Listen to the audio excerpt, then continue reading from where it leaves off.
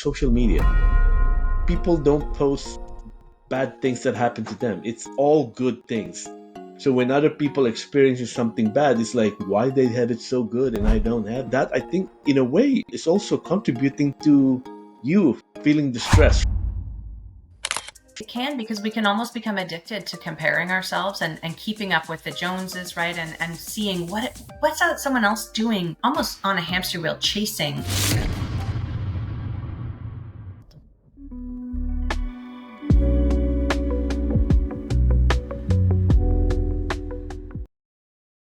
Hello everyone. Welcome to another episode of the IWillAim Podcast.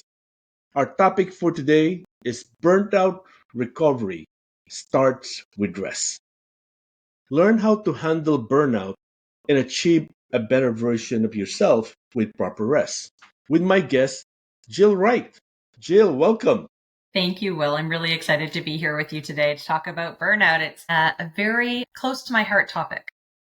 As a very important topic, especially nowadays, where we're trying to do so many things at the same time. Can we kick it off with a quick introduction from you? Yeah.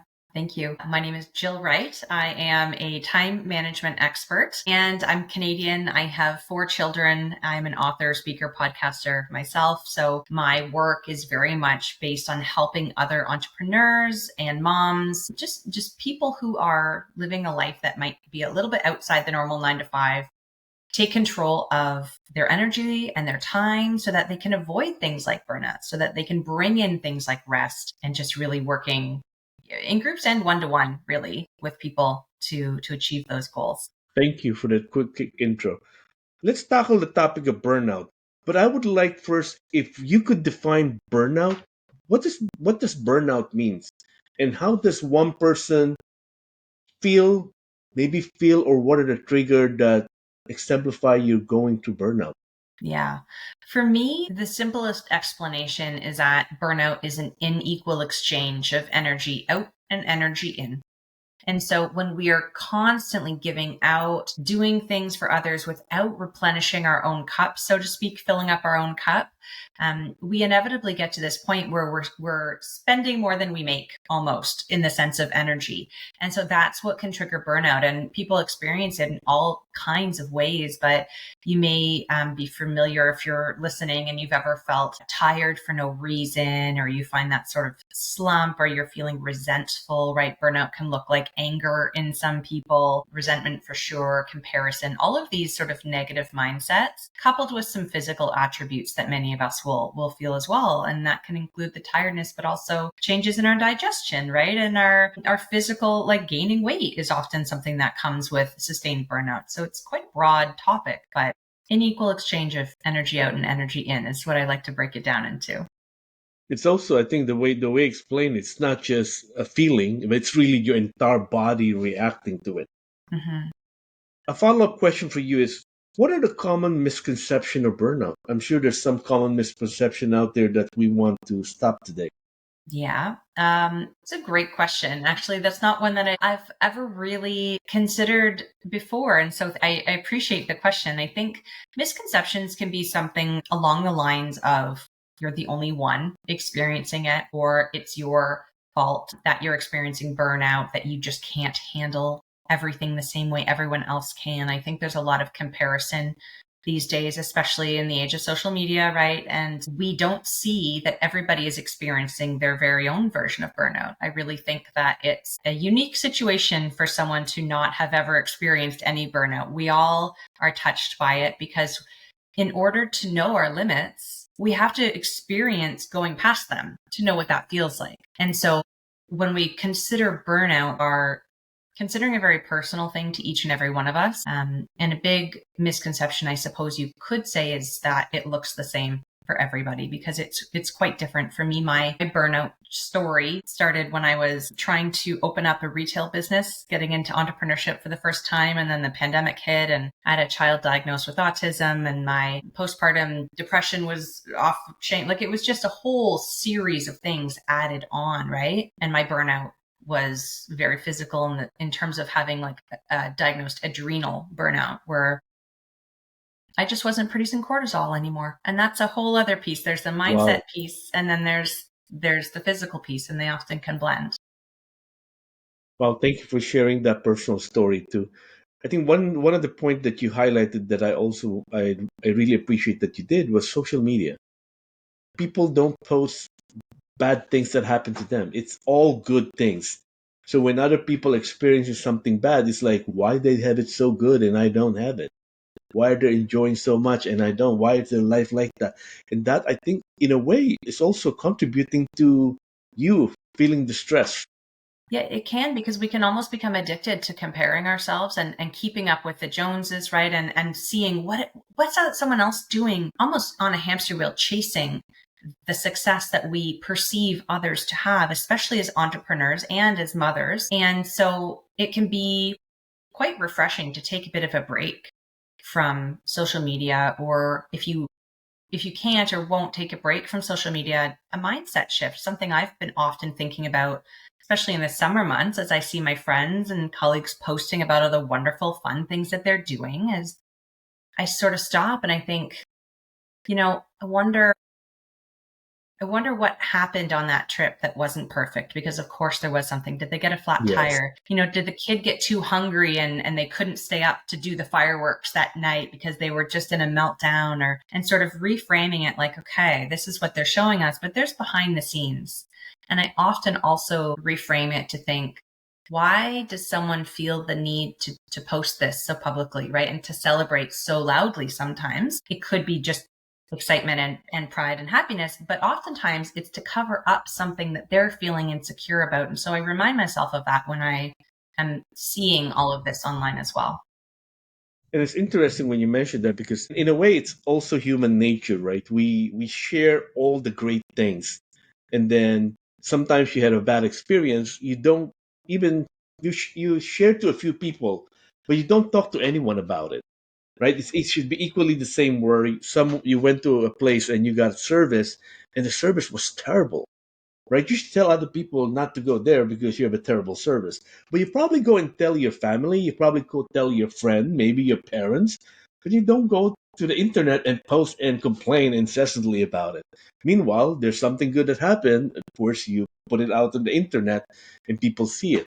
So let's talk about a little bit about stress and burnout. And I just want, if it's possible for you to kind of differentiate one from the other. Mm.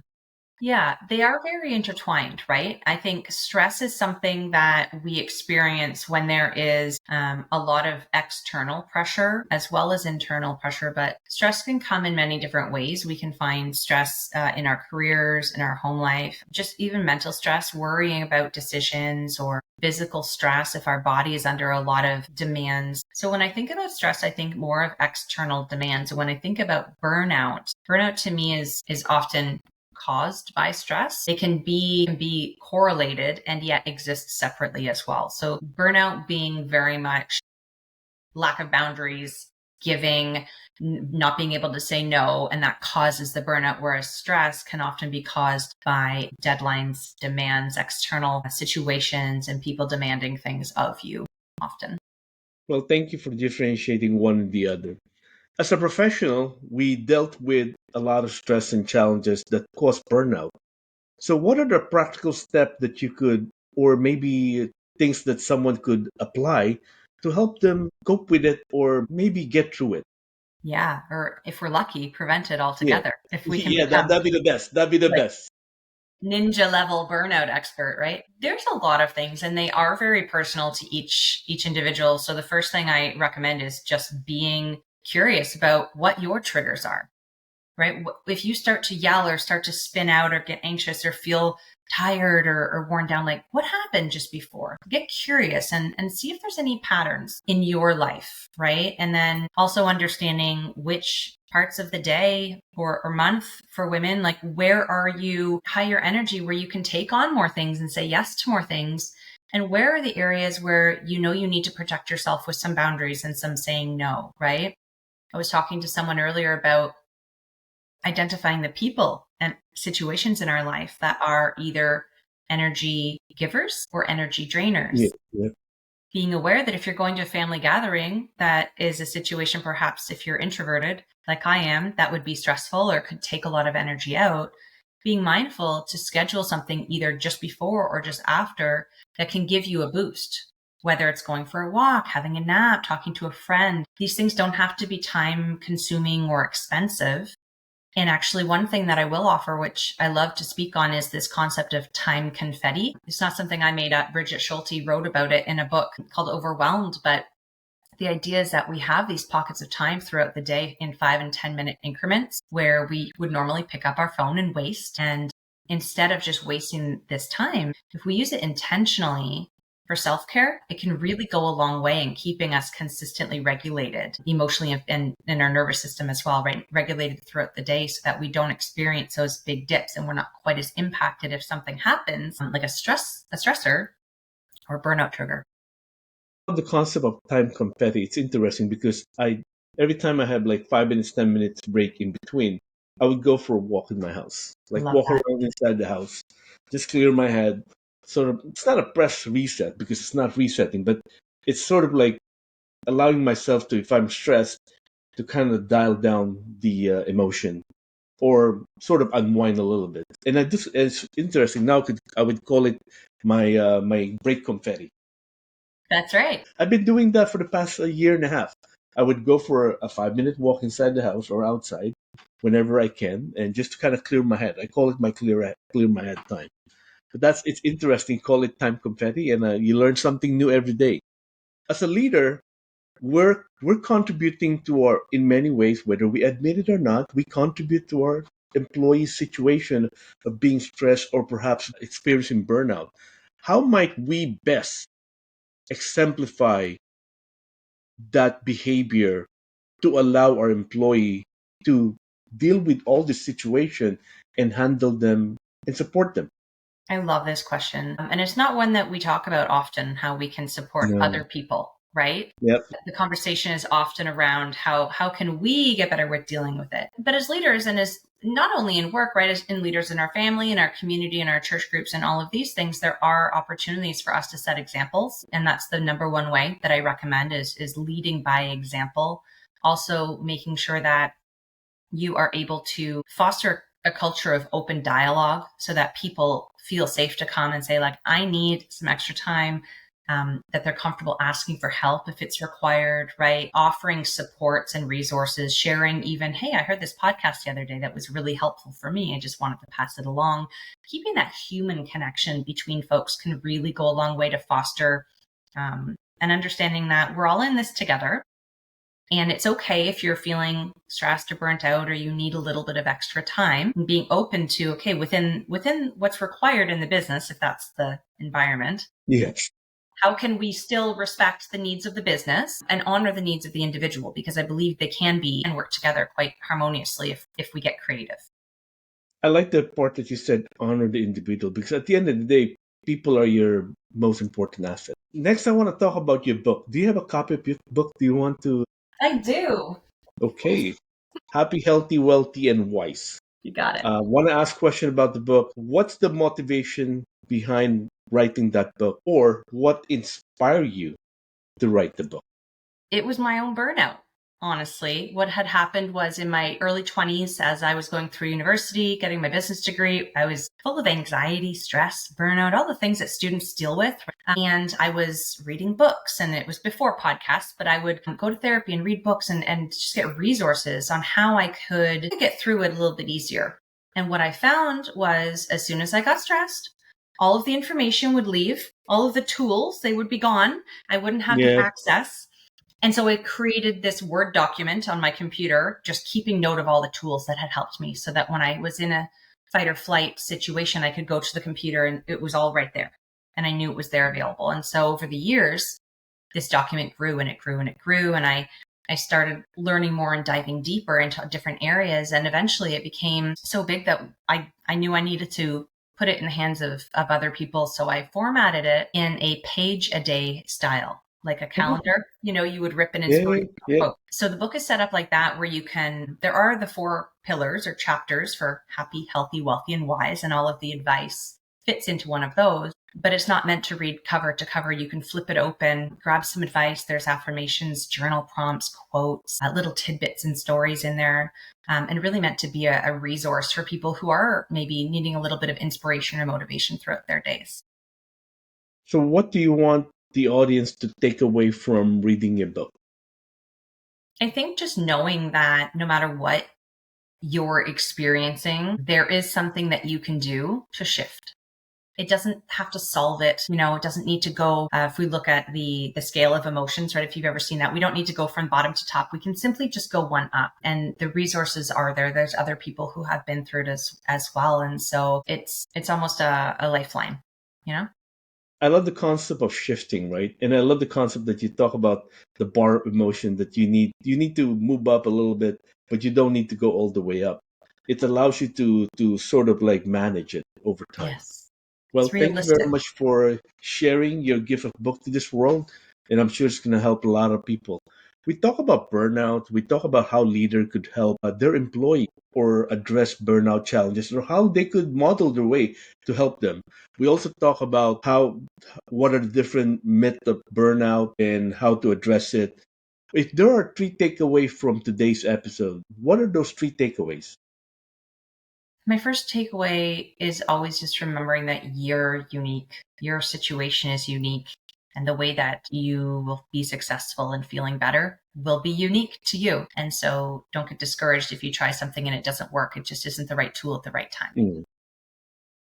So that would probably be the first takeaway. The second takeaway is to pay attention to what is happening in your life that causes you to feel burnt out, stressed, things that cause you to be restless or lose sleep, right? Paying attention so that you can really get to understand and know your own rhythms and patterns. Because once you have that insight, then it's a stepping stone to be able to take action. It's hard to take action if you don't know what the foundational issues are, right? Mm. Yep.